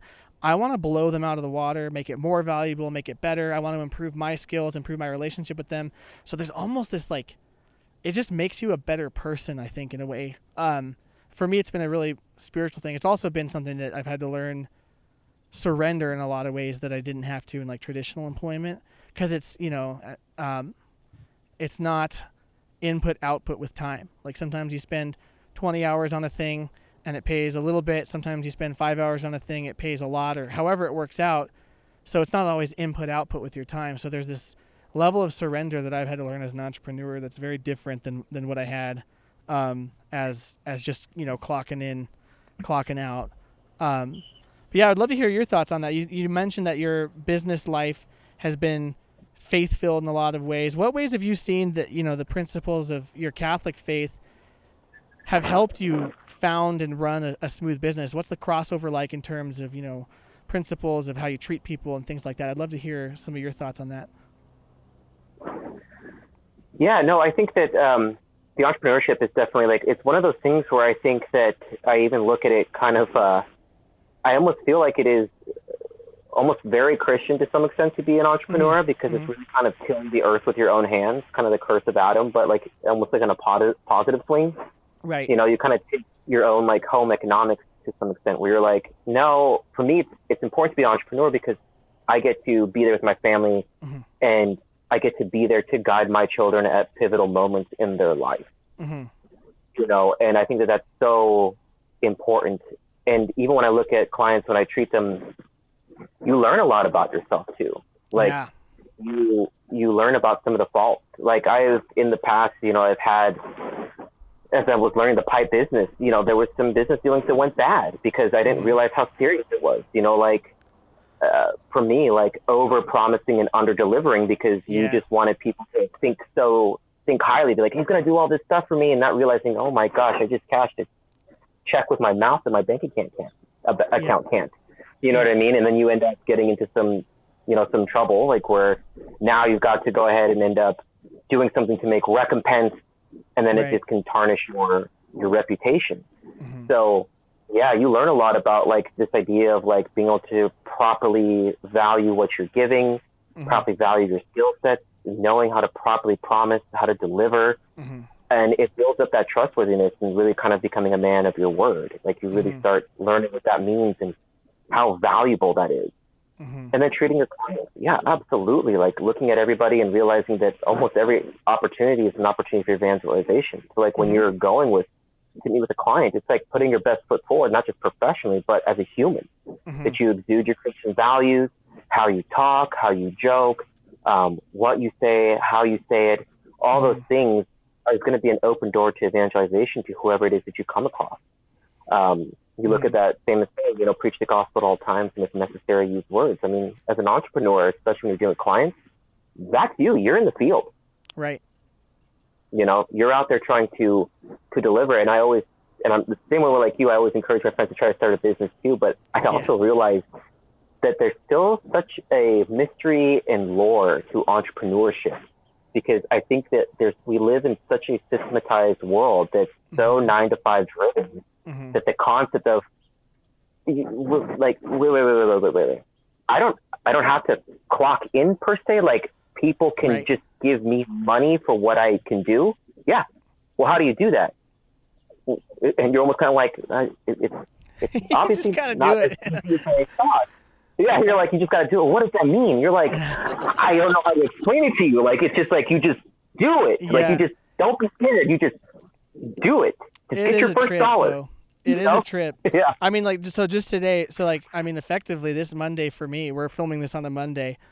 I've sent a couple emails. I've done a couple things in terms of like client work, but you know, we got to, kind of hang out this morning. We went to our local climbing gym. My wife and I climbed, and then I set up for this, which I mean, ultimately this will hopefully become a larger income making activity for me someday, but you know, it's kind of an investment on the front end. But yeah, if I was 9 to 5, you know, working at some front desk somewhere or like working as like a manager somewhere, I wouldn't have the time to do stuff like this that's valuable for me, but also is building new opportunities. And you get those opportunities. You also get it sometimes to where you would, in a normal job, have clocked out, and as an entrepreneur, you're not clocked out, man. You're up late. You get it both ways sometimes. But it's a very different pace of life. I think, so we're in year 5 of full-time with our business, my wife and I. I think I'm just now kind of settling into that of like, it's okay since I can have a weird schedule to like take advantage of that for, you know, in ways that are convenient for other parts of life. But also just the nature of how you juggle that is so different because you start to think about your income different. What I've realized too is every business at some level operates this way. Like there's someone in every business that has to think of it in terms of, you know, cash flow, not in terms of their hourly rate and how many hours they're working. So like usually it's sales or like a sales manager and a CEO or a CFO in bigger businesses. But when you're an entrepreneur, you are all at once, you know, production, customer service, fulfillment, CEO, CFO, HR, all of that. And so, yeah, the way you think of your income is very different. And like you had said, the way that you think of what you do is very different because, you know, in your case, you make a pipe, someone gets that pipe, and they'll probably treasure that pipe for the rest of their life. And so for you, you might be making, I don't know how many pipes you make a day or in a week or whatever, and you kind of it can be tempting to just churn them out and just on to the next one. But then when you realize from the customer perspective, this person's going to smoke this pipe for the rest of their life, it's going to become treasured. Or in our case, you know, this business that we're making a video for, this is going to represent them to the world. You know, they're trusting us to put them out into the world in a light that people are going to respond to. Well, it kind of there's almost a reverence of with what you're being trusted with to do for somebody. You know, when you realize this is a thing I'm skilled at, and so maybe it comes easier to make pipes, to make videos, whatever it is. And so it just is normal. But then when you realize the value it has for the person you're giving it to, it helps you frame it of like, oh, this is a pretty important thing I get to do that, you know, that plays a role in their life for however long the product or service lasts in that lifespan. But it certainly gives it more of a human dimension than just like, just clocking in, clocking out, and doing the tasks on your list and not necessarily seeing how it connects to the end user who it's benefiting. Well, exactly. And talking about my entrepreneurial background and journey, I think it's really cool. Like talking about the faith and how it comes together. It was really beautiful because I'm doing the pipes. I'm meeting a lot of people through pipes. I have wonderful conversations with people. You know, I've had some really cool opportunities here or there with it.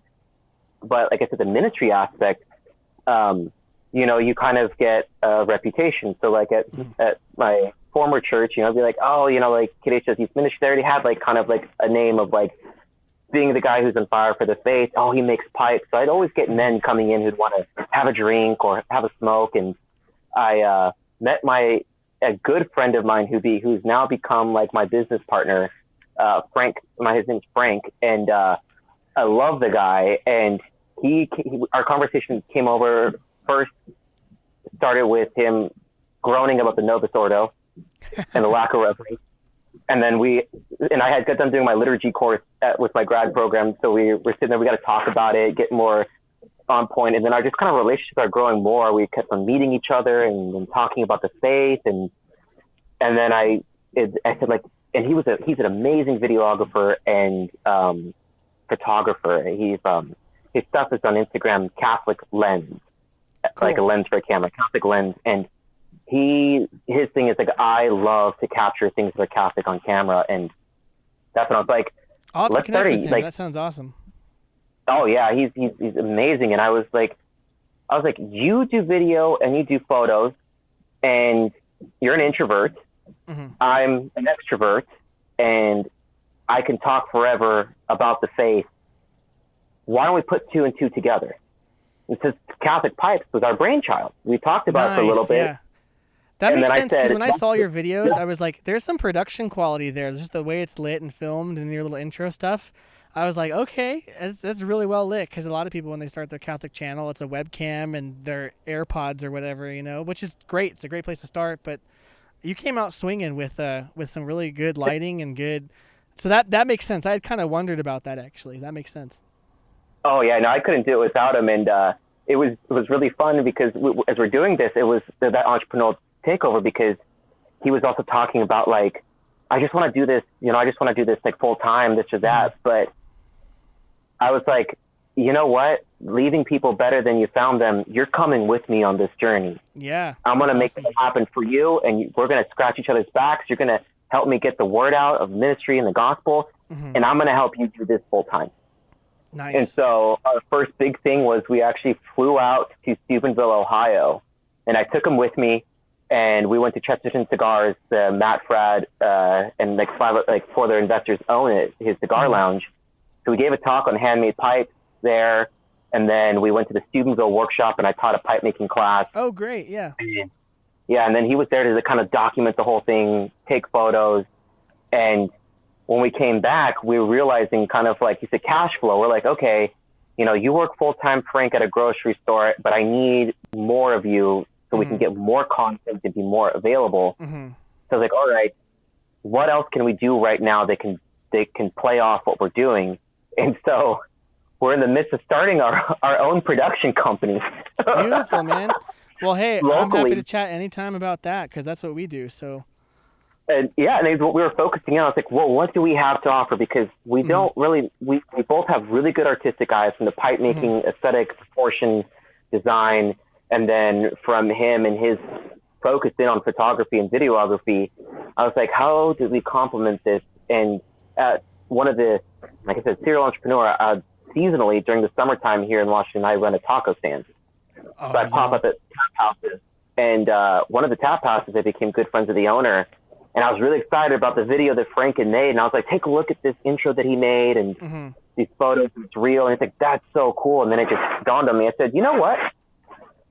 For X amount of dollars, how about we make you a video that you can use for targeted ads on Facebook? That's how it starts, man. That's how it starts. And he was like, I love it. So then we met with him, and I was able to, Frank came with me. We were able to seal a deal for more than what we initially discussed because we were going to do like raw photography, stylized photography that they can use for their website to spruce it up, like the team, the brewing process, and then one video that he can use for like social media, kind of like a little commercial, and then one very short 10-second one that he can use for targeted ads, since most people only watch up to 15 seconds of any given reel or whatever it is. Yeah, it's really sad. Our attention spans are just... It really is. So then now we're going to create that small video for him. So over the next 4 weeks, we're going to work on collecting and gathering stuff. And then the cool part, like you were saying, is like, Frank and I sat down and like this, like we're in a business meeting right now. Nice. Like, yeah. we're sitting here like as a soon-to-be business owners, sitting down, talking with a client. And I was talking to Frank. I'm like, how'd you feel about that? He's like, that was awesome. And I was like, yes, let's keep on doing this so that we can use the proceeds to help fund Catholic Pipes, fund the content, maybe do some on-site interviews, and then help with production moving forward. And so it was like, it's like it just came out of nowhere, just kind of not having the fear to just be like, And the mindset is really important too. What people don't realize is that, and they did a study, which was, it's super basic, but it's so applicable, which is if you're looking for opportunity, you'll find it, because psychologically, when you have something on your mind, you're going to pick up on it easier. So they did a test where they had one person memorize the grocery list and the other person have it written down and said, go as quickly as you can, get all the grocery list, get all the stuff on the list. The person with the handwritten list that had it in front of them got all the ingredients way quicker than the person who just kind of had it kind of floating through their mind. Mm-hmm. So it's like kind of having it tangibly in front of you, like having it at the forefront, like written down, but have it really ingrained. Mm-hmm. You're going to end up seeing opportunity that you didn't see elsewhere, but you have got to be intent on wanting to find it. Right. And that's where like this little business started. Was kind of like I was already in the mindset of kind of like we're doing all this cool stuff going on. We're already like in my mind I'm like thinking like well, we're creating a business. And then when I heard that, most people would just hear the oh that's awesome and that's it. Yeah. That's really cool what you're doing. And that's as far as the thought will go in their head. But for me who was thinking about business, I said I just heard somebody say I will give you money to do this for me. Right. And then having the courage to be like, how would you like it if we did that for you for X amount? Sounds like a steal. And you've already, as far as video production goes, you've already learned the first lesson is that commercial video production is way more lucrative than weddings or real estate. A lot of people, when they get their camera, the easiest way to start making money with your camera is to take real estate photos, and then you go from that into weddings. And everyone's like, yeah, I'm getting paid $2,000 to do this wedding. And then what you realize is, oh no, I just spent 12 hours at this wedding and it's going to take me 20 hours to edit. And then you do the math and you're like, I should still be working at the grocery store, you know? We started with real estate, weddings, and commercial. And for the first 2 years, I was doing all three just because I was kind of take whatever you can get, especially when it's your only source of income. And then we really quickly realized, like, if you double and triple down on commercial video production, I mean, that's how I fund, you know, my whole family's life is just doing that. We're the only production company in our town, and there's a couple in the town next to us. But because of that, we get some good opportunities, but also just because, like, businesses need videos, you know, and you picked up on that and capitalized on it.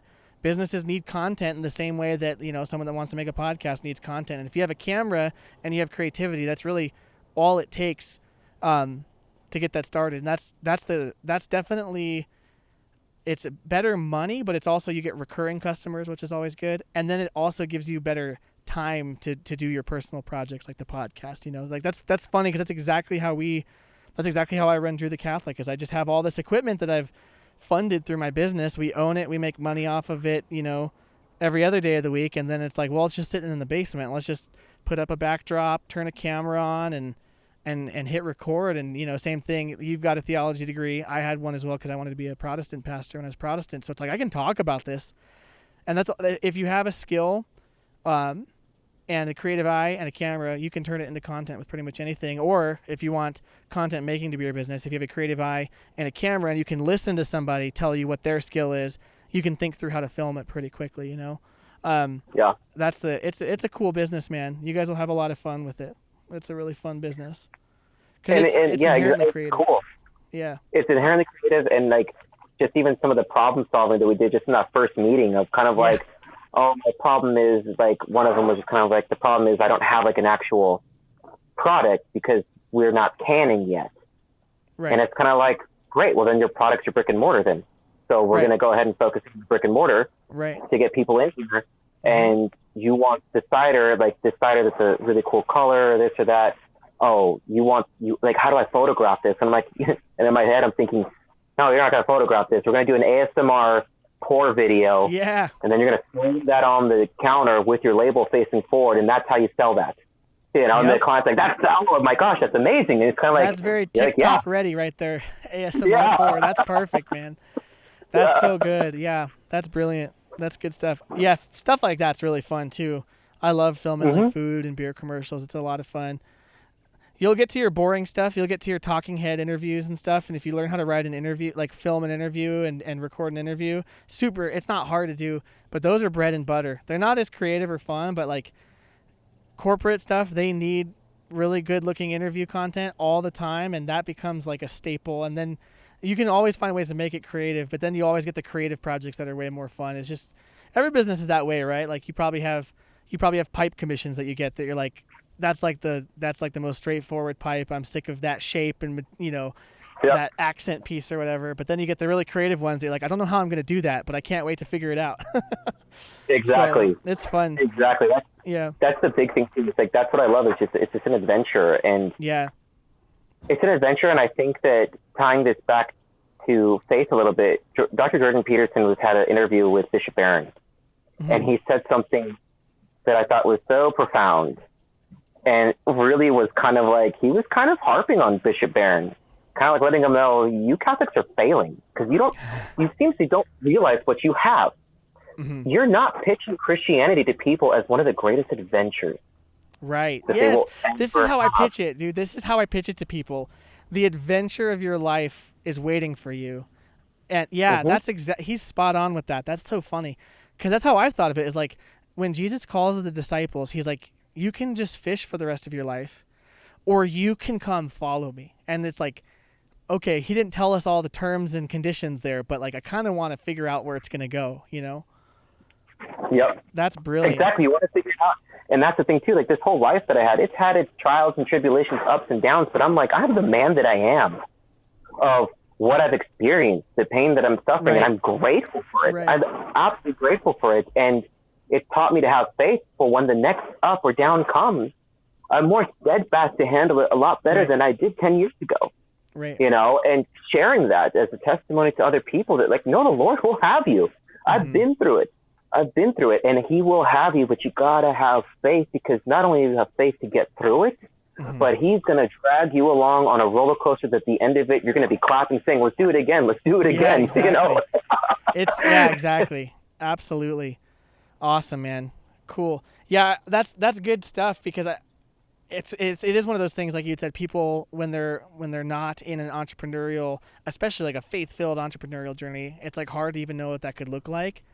But anyone listening, if you have that little bug that wants to start something, that wants to take ownership, have a business that you start, even if it's just on the side for a while. Like the first 6 months of my business was on the side. I took a barista job so that I'd have a little bit more flexibility to start it, and got it started. And it's been exactly that. It's been ups and downs and learning all sorts of stuff the hard way.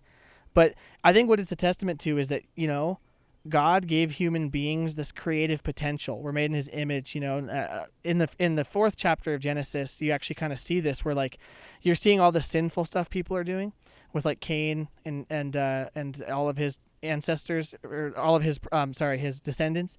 But you also get this list of all the things that they invented.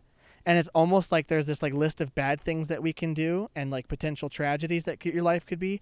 But there's also this invitation to like your creative potential to, as an image bearer, participate with God in reshaping the materials of the earth into something new and tangible. And I think about that passage a lot. I wish I had it memorized, because it's almost like it's paralleled in a way that's like inviting you to this. It's like this guy killed a bunch of people, and this guy invented like brass tools. And you know, so that's, all of us are capable of that. And anything around you that you think is cool, some human being just said, let's make it, and made it, right? Like airplanes. The Wright brothers were just like, I bet we can do that. And they did it, you know? You woke up and were like, I bet I can make pipes. And your first pipe, like you mentioned, wasn't that great, but now you're making really cool pipes. You know, my first video was awful. The first video I got paid for, I look at and I cringe so hard. And I only got paid $200 for it. Spent way too much time on it. And I look back on it now and I'm like, that video did serve its purpose for them. It was worth every bit of that $200. But I've learned now we're making videos that are we're spending a lot more time on. So the investment's way higher, but they're way better. I've gotten better. And it's just like a testament to how God designed us. Like he designed us to participate with him in taking the raw materials of the earth and forming it into something beautiful that people can use. And that's the same thing too with Aquinas. Aquinas uses our creativity as a proof of the soul. You know, saying that intangible aspect is proof of an immaterial substance or within us. Like that is your soul. That is where your creativity, your abstracts come from. It's like really to utilize your creativity is really to really exercise that thing that is superhuman about you. Right. And what separates you from other classes and other species and other natures is your rational nature, is what makes you, your ability to be creative, your ability to contemplate God. These are all things that are very human, and it's like exercise it. It really is. Creativity really is an exercise of the divine. It truly is. Mm-hmm. Yes, and it's just it's a fun journey, and when you can turn something like that into a means of not just providing for yourself, but like enmeshing yourself deeper into your community as well. All of that's wrapped up into the entrepreneurial journey, it's so fun. Yeah, that's why I've like anyone listening, seriously, tell us in the comments, what's your business idea? Let us know what it is, and There's a way to make it happen. Like especially in the 21st century with TikTok and YouTube, like you can make the weirdest things monetizable. It's kind of funny how many opportunities there are today, especially with like the whole content world and all of that. Like there's people we've met in business that do such niche small things that like 100 years ago probably would have just been like a side hustle at farmers markets on the weekend, but now can be a full-time job. So it's a cool world. I grew up as a kid in the 90s. I remember when they were all the rage was slime and gack, dude. all that stuff. And now people are doing that out of their house, selling hundreds of slime. The stuff that you would do as a science project at youth camp is now $1 million business to some 16-year-old. Exactly. It's getting a little strange for sure. Like some of it's getting weird, but a lot of it's amazing stuff. Well, Kadesh, dude, this has been a really great conversation, man. I think we've covered a lot of ground. If people are interested in finding your content, where do they go to find you? What sort of stuff are you up to in the near future? Yeah, and so as I had mentioned briefly, and I'm pretty sure you'll put links in the description. Yep. So KJ Pipes on Instagram is where I do my artisanal handmade collector grade pipes. So they are a little bit more on the expensive side. But as part of Catholic Pipes, what I will be working on, and so this is kind of a prelude to what we will be doing and offering, hopefully by the end of the summer, is a budget-friendly pipe for those who are kind of getting into the entry level and they want something that's Catholic. And so we're going to create a Catholic pipe. Catholic pipe. So we will hopefully have those things available at the end of summer. And Catholic Pipes on YouTube is going to be the big one, and on Instagram. And that's where I do my apologetics content. Kind of some thoughts about Christianity, how to dive deeper into your faith. And so we're building that channel up. And some of the points that we talked about here are in my videos. So that's kind of where I'm at. Catholic Pipes for the theology, and for coming soon, a budget-friendly pipe. And then KJ Pipes is just my personal brand of artisan pipes that I make. And then the last thing too is that if you really love Catholic photography and just really beautiful images, you should check out my friend Frank at Catholic_lens on Instagram to see some really beautiful, heartfelt photography, catching just really beautiful, sacred moments that I think are really worth, just those images are really worth meditating on that he's captured. They're gorgeous. That's beautiful. Yeah, I'll put all those links in the description. So if you guys want to check out Kadesh and what he's up to, whether you want to buy a pipe from him or watch his apologetics or check out his buddy Frank, all that'll be in the description below. So make sure you head over, subscribe. His content's really good. I found it on YouTube, and I was blown away. Really good quality stuff, good production value, which speaks to my heart as a videographer. But yeah, I was really impressed, dude. I'm gonna definitely pick up one of those pipes when you get the Catholic ones out as well. So if you're a pipe smoker at all, be sure to grab one of those. We got to make him sell out on the first day, so that he's out of pipes, spread the love that way.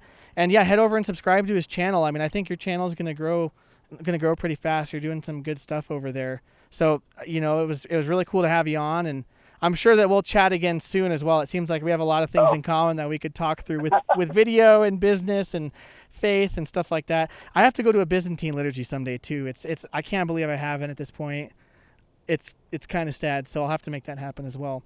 But everybody, thanks so much for watching. It's been a good conversation. I think we're just now rounding out the 2 hours mark. So if you've made it to the deep end, let us know in the comments what your favorite part was, what spoke to you.